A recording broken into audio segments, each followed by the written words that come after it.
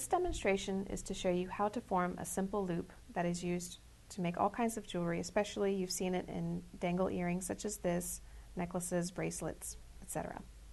So to begin with, for this particular one, I'm going to thread beads onto eye pins, and these are nice because the loop has already been formed at one end for you, and also using head pins, which has just a flat stop at one end. I'm beginning by making a green link here, and this is on an eye pin, so that way once the bead is on there, you can connect both at the top and at the bottom of the link. So go ahead and take the eye pin that has a loop already formed.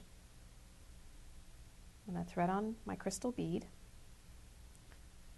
and use my pliers to grab just above the top of the bead and do a 90-degree bend. You can see the angle that I have there.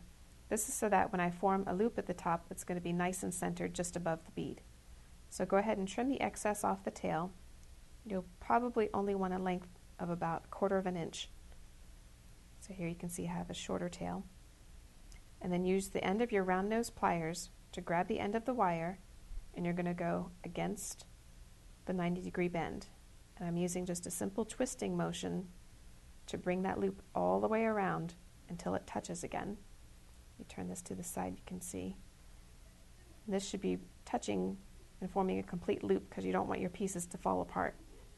So here I have one beaded link that I've created. It has a loop at both top and bottom. And I'm going to use the same technique to form a drop.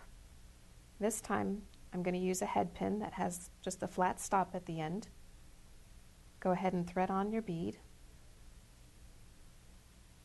And just to demonstrate again, we begin by grabbing just above the bead, make the 90-degree bend, trim off the excess wire,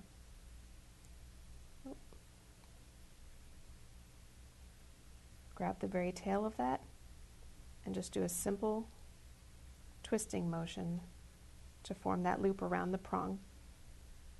When you have it met together again, you can see I have a completed loop. So here I have like an end drop, and here I have the link.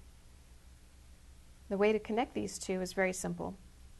I'm going to take the needle nose pliers here, and you want to find the seam at one end that's going to be opened, and grab onto the end of that and just do a little bit of a twist.